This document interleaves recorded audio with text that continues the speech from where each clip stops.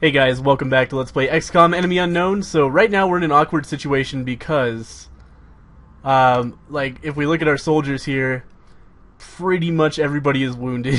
So we're basically hoping right now that we get another mission after soldiers start coming back. Let's also make sure there's nothing I should be working on right now.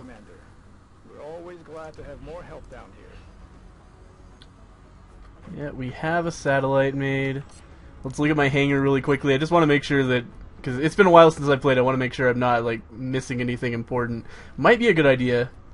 Start ordering some more interceptors here. It's good to have 2 on every continent, just in case you fail with the first one. You can go after the UFO again, potentially redeem yourself. We don't have any satellites in South America or Asia, and we didn't have any interceptors there either, so that works out great. We have another satellite to launch.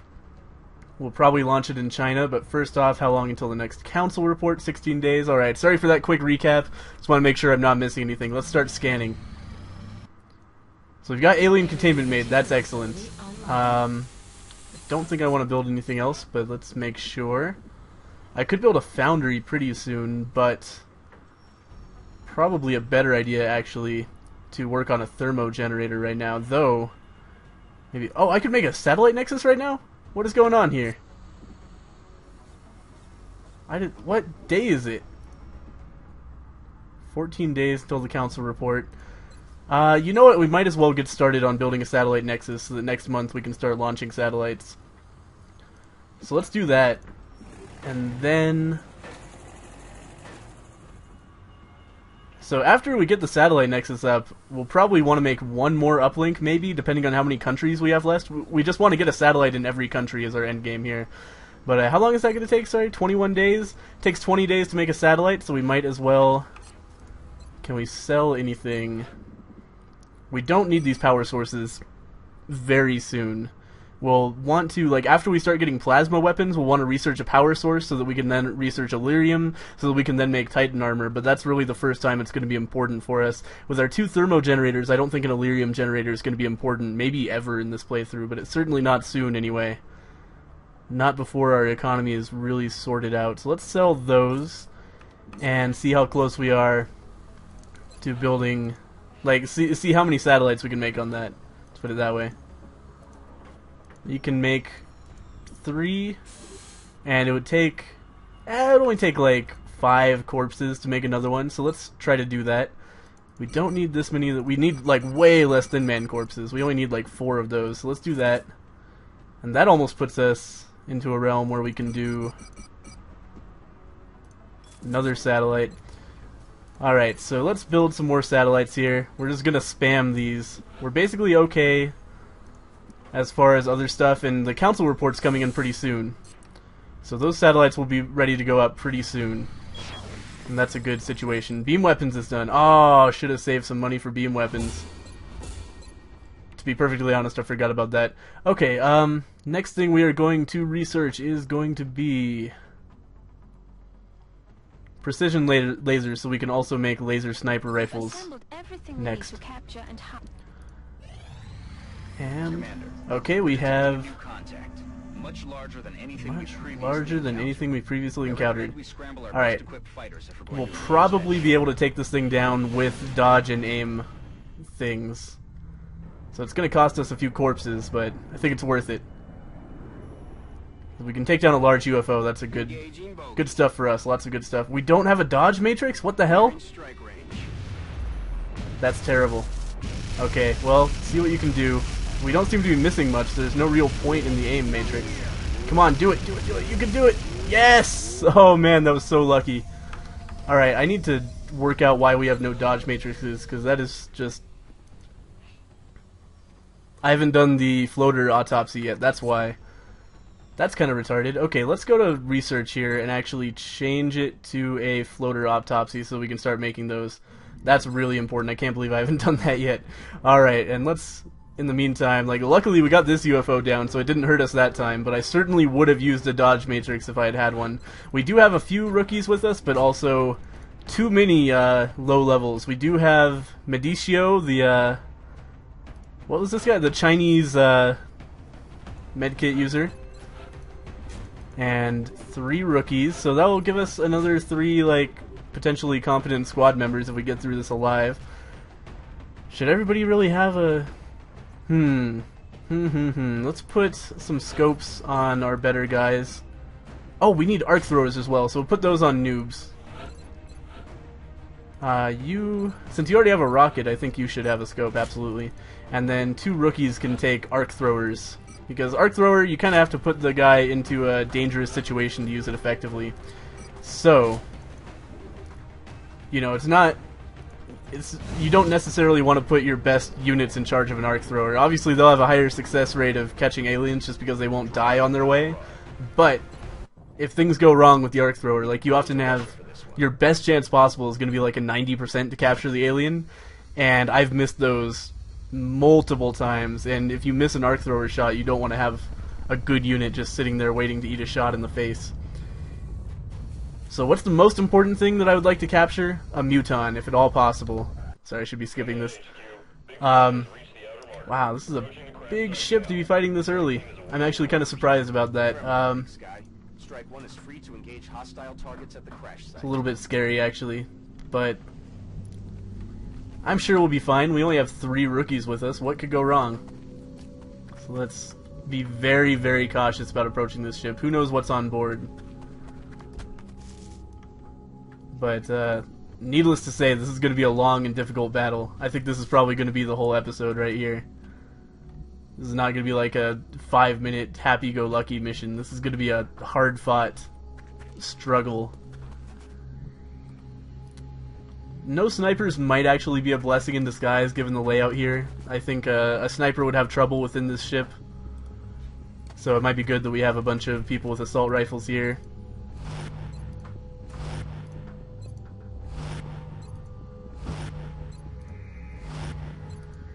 And let's see what happens here. We hear something. I've got a visual. We got 3 sectoids. I'd love to catch one of those if it's convenient, because sectoids are usually pretty easy to capture. I can't believe how many misses we had there on sectoids out of cover. Get it together, guys. Okay, who's got arc throwers? These guys over here. And you can't run and gun an arc thrower. Not that anybody with run and gun has an arc thrower, I just find that important to mention for some reason. Love to catch that guy, but I don't want to even come close to risking getting hit for it. Because sectoid would just improve beam weapon research, but the reason I would like to catch one is because they also give us free plasma pistols, which we'll use later on. So I think a 92 to hit on this guy is perfectly reasonable. See, that scope is paying for itself already. I like scopes. I think they're an underrated piece of equipment. Let's move this guy down forward a little bit here. Then see what kind of shot we have. A 60%. Maybe should have taken a shot with somebody with a pistol there, but it doesn't matter. Everything's all good here. Let's go ahead and keep everybody else where they are, unless they aren't in cover, in which case we'll move them up slightly to some cover. And you can actually overwatch this turn. We'll do like a 2-stage reload overwatch operation, which you guys should be fairly familiar with at this point. So you can overwatch, you can overwatch, and then the other 3 people will reload this time. Oh god, where did those floaters come from? Thank god we did the reload turn. I hate it when they do that. Sometimes enemies will just spawn, which pisses me off, because I feel like in a strategy game like this, enemies should just exist in a place until you come across them. There shouldn't be spawns in a game like this. There's no reason for it, but whatever. Where's our heavy? Heavy's going to be the most valuable asset in this fight, by far. She is flanked. That sucks. She can take 2 shots. Well, 1 shot and a reload, I guess, so it doesn't matter as much. And I'm tempted almost to use a rocket here. Let's see how the rest of the turn goes. We might end up finishing this off with a rocket, because we don't want to risk giving these guys a chance to cause problems. There's 1 down, so already I think a rocket is going to be unnecessary. Let's take a shot here. Capturing a floater would actually not be good at all. That gives you basic armor credit. I was thinking it gave you armor credit in general, but I forgot that's a different alien entirely.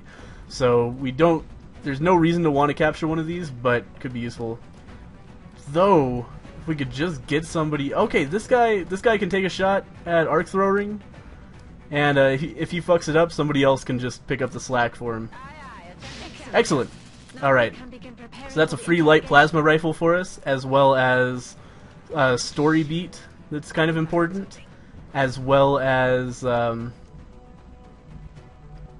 armor credit, which is barely going to help us at all because we already researched Carapace, but you know, something. A little bit nervous because we just heard something. I know we need to reload pretty desperately, but I want to see if anything happens on this turn before I go reloading. But I think I will reload the heavy so that next turn she can shoot twice in a row if she needs to. Doreen Fatty, that is just a what am I trying to say here? A flattering name. That's what I was trying to say. So we got 3 more floaters. This one might be worth blowing up a wall with a rocket. I wouldn't be surprised if that's what I ended up doing here, because we know there's 2 floaters just hiding back here. Alright, so those are some fail misses. But hey, so what does it look like if we try to shoot a shredder rocket over here? 0%. Well, that makes the decision easy, I guess. Can she shoot a rocket? Can she fucking shoot a rocket anywhere? Is what I was trying to say there. But I stuttered a little bit. Sounded like a 3-year-old kid trying to swear for the first time. This is actually decent. But the problem is, it's a 90% chance to go there, a 10% chance to veer off course and potentially kill these guys. So I'm gonna not do that, unfortunately. It would be handy. Might also be good to just blow up the wall with a grenade. I kind of like that idea, because that's not gonna miss. There we go. Alright, that worked really well. Did 3 damage to both of the floaters we couldn't see. And now we are in a pretty good position to start killing these guys. These guys are both going to be really easy to kill. Let's take a 79 on this guy. The other one's still in half cover somehow. Lucky as hell. 79% shot. Misses. Classic Iron Man in a nutshell. Alright, let's take a 92 with this guy. Oh, might as well be using pistols for this, huh? Or actually, since this guy has run and gun, he has a pretty good shot at taking out this higher priority target, so I'm going to wait on that. But you, we could just go for another stun, get another free light plasma rifle, but I don't like that idea so much right now. We should also maybe hang on to her stun, just in case we have a really good chance to capture a muton later on. There's one more floater gone. Let's see what this guy has. 45 to hit. Another arc thrower. Let's move. Let's not move. What about the heavy? 60% chance to hit. I like that better. Let's take that. And then she'll have another shot at the other floater, which may blow up its cover, or may just kill it. Did 3 damage, and now we can use our run and gun for a guaranteed kill here. Good plays. Don't want to get closer than I need to here, but this should be a guaranteed kill. Is that not a flank? That's unbelievable that this isn't a flank, but it's still an 83% shot. I like that. Should have done a rapid fire, but I was thinking, it's fucking 83%. There's no chance this is going to miss. Well, it turns out there's actually a 17% chance to miss, and I am terrible at math. 25% chance to hit. That is terrible. I can't believe that this is happening this way. Take the 30. Come on. You owe it to me. Of course not. That is shitty. So this guy's going to get a free shot at somebody. Like super free shot on that guy. He probably had the same chance to hit me as I had to hit him, to be perfectly fair there. At this point, might as well go for a stun here, because, you know, so it's probably going to be a better chance than anybody else has, and it's a free light plasma rifle like before. You, excuse me, are going to... Where's our medic? This guy's the medic, so you're going to move up a little bit. This guy's going to move back a little bit. Switch back to his assault rifle and reload. Medic is going to heal him up. So no harm, no foul. I mean, it was a little bit of harm, but still, everybody's fine. It was just some really garbage shit happened there, but luckily the situation was so far in hand that it didn't matter. And now I'm very unconcerned about anything coming after us again. There's no way that's going to happen twice in a row there. We've cleared out the front of the ship. And let's go ahead and have this guy reload this turn, and then just have people kind of approach this area and start overwatching, but we're not going to move into the ship until everybody's ready. Let's take this position right here. Really shouldn't be overwatching. That's a bad habit, to start overwatching people before your turn is over, because who knows what they'll be able to do later on. Even though they've already moved, there's still a pretty substantial chance of them being able to be helpful. I could go up this ladder and like hang out on top of the ship, but usually there's no good way down into the action there. But I am going to stand here so we're not, I don't want to clump together too much if I can avoid it. We are to that point in the game where we have to deal with asshole enemies that use grenades, namely the mutons. So let's overwatch everybody and get ready to move into the ship now. Now, that's just... This is a weird map. I've never actually seen this map before. So I'm trying to understand exactly what the deal with this ship is. But it should have a similar layout to other battleships I've seen before. Or is this even a battleship? I'm not really sure. Let's move over here, see what's down this passageway. They're holding tanks Nothing. of some kind. As repugnant as the thought may be, this is most likely how they keep their latest test subjects alive. Alright, so we found some human tanks, as well as I think that's a surgery down there. But she's not going to comment on that, because she can only comment on one thing per turn. Give the poor lady some slack. This is weird. It's like, I feel like, okay, this is the way I usually get into this ship, but on this map it's sideways. I see how they're doing this, and the side of the ship is blown open here. Alright, now I kind of understand what's going on here a little bit better. In light of that, I almost want to head this way soon, because this is like the entrance to the ship, so I just want to make sure there's nothing in there that we'll have to like run all the way back for. So I'll start moving troops over that way. And we obviously don't want to get too much vision in there until after everybody's ready, but I do want to head into this area soon. And then we can kind of loop around. This is weird. I have no idea how to approach this map. Oh, this guy hasn't moved yet. So let's move him in. I don't know, let's put him... Let's just put him with these guys. They'll be fine. And overwatch everybody and see if we can hear anything from either direction as well.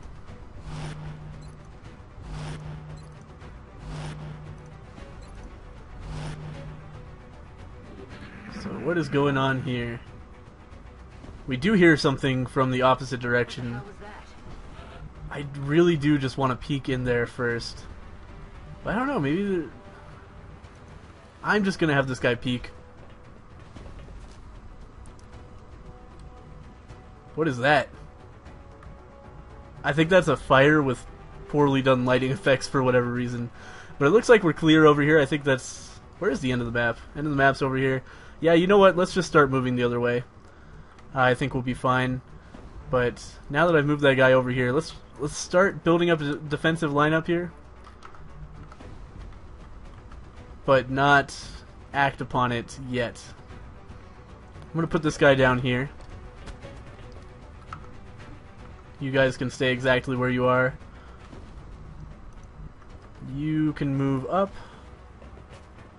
I don't know what we heard over there, too. It didn't actually play a sound. It just... One of my soldiers said they heard something. So...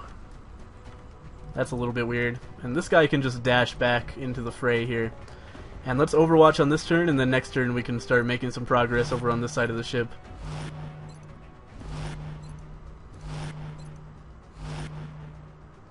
Yeah, there's probably somebody like in this room, it sounded like.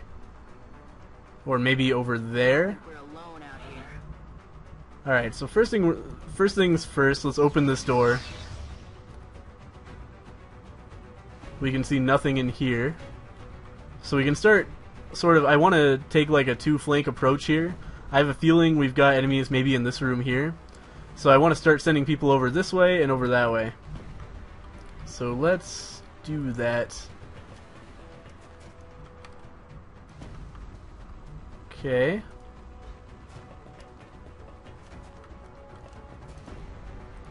You can hide over there. And then you can come over. Like, you can come this way in preparation to go over that way. And again, like always, I want to keep this slow if at all possible. We don't want to fuck this up.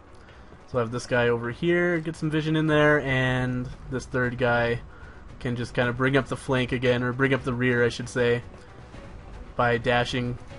And now everybody else goes on Overwatch, and we'll see if we can see anything now that we've opened this door up.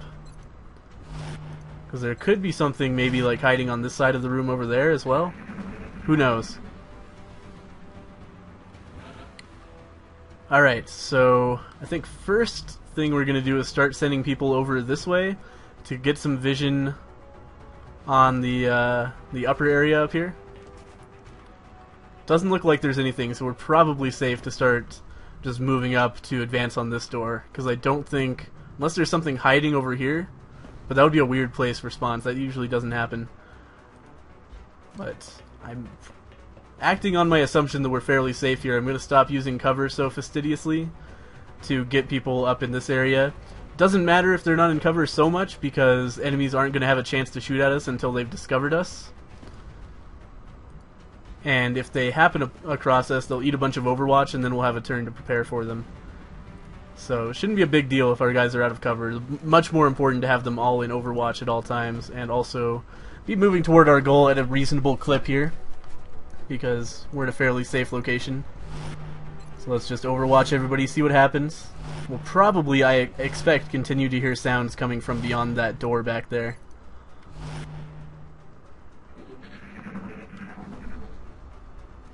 What'd I tell you? They're like right in there. What the hell was that?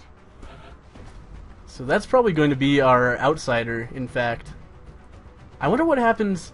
Slight spoiler alert here, but after we interrogate our first alien, Valen's going to tell us to capture an outsider. And I wonder what happens if you capture an outsider before she tells you to capture an outsider. That would be interesting, because we'll probably have a good shot at that. We have a dude with an arc thrower, and you know, we're at this point we outlevel an outsider fairly well. I'm not saying they're not a threat, but I am saying that, you know, they're nothing compared to like a muton or fucking 3 mutons like we've been fighting. So we may get a chance to have a fairly easy capture on one if we play our cards right. And it would be interesting to see if we could just skip that whole arc. Alright, nothing yet. Let's move some people onto either side of this door. It's a rookie. Let's put our other rookie on this side of the door. And then start, I guess, just filling out the sides here. This is always an awkward door to breach, because there's no way to flank around. Everybody has to be coming in this way, and there's just not enough cover for everybody. And that's always kind of my least favorite type of assault to do. But this is a fairly safe defensive lineup, I think. If we dash this person up here, then everybody's going to have a fairly solid shot at whatever's in there, at least, even if they don't have a whole ton of cover. And we should be good. And this is nearing the end of this ship, actually. It's like they really substantially shortened the mission. Maybe I just don't usually see ships this strong this early. Because usually when you're assaulting this type of ship, it's like it's a super long, convoluted mission. But yeah, this is the final room. And we don't actually see anything up here, which is unusual, actually. As usually you expect to see something up here. But instead it looks like they're going to be down there. So, let's see here.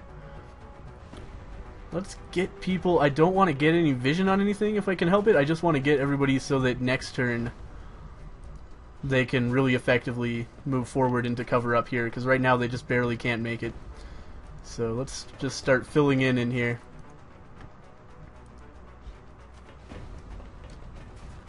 And this should give us a good like lineup Then next turn we can start moving forward and probably get vision on an outsider is what I'm expecting, because every UFO has to have an outsider until, again, spoiler alert, you trigger a certain story element, at which point you stop seeing outsiders completely.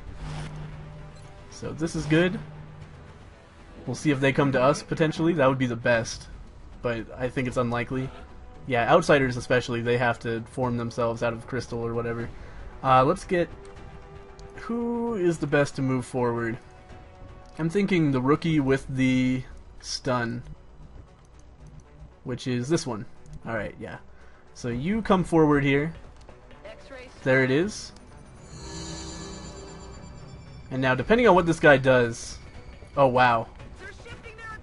We have a stun attempt right now. Okay, so here's what we're gonna do. First off... Is anybody flanking it here? We can move somebody up here. I just want to do some damage to it, because the more damage you do, the higher chance. That's a 20%. Whatever.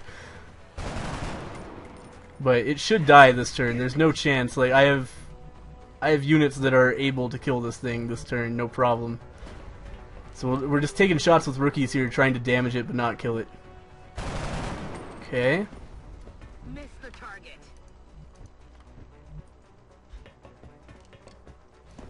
Take your 51. Don't hit a critical, please.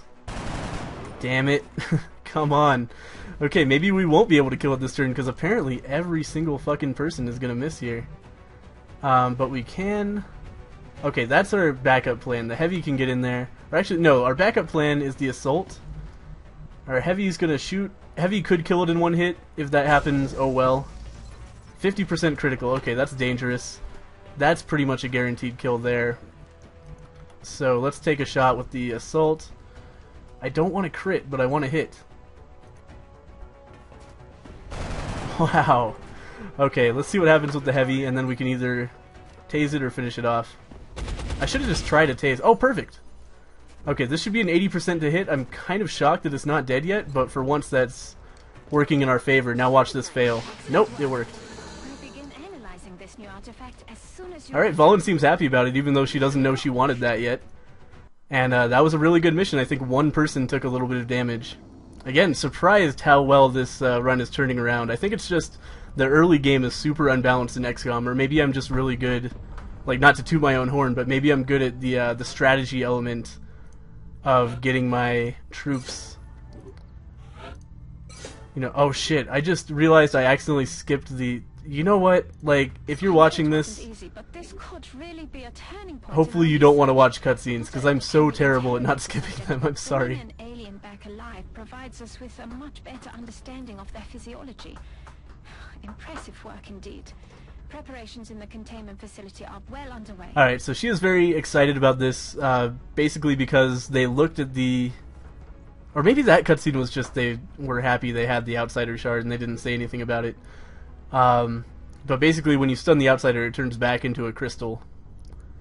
So, I think that is a good place to end this mission. Thank you guys for watching, and in the next episode we'll see what we got out of that UFO, and we'll probably start making some beam weapons with the money we got from selling the stuff. So anyway, that'll be exciting. Thank you guys for watching. I'll see you in the next episode.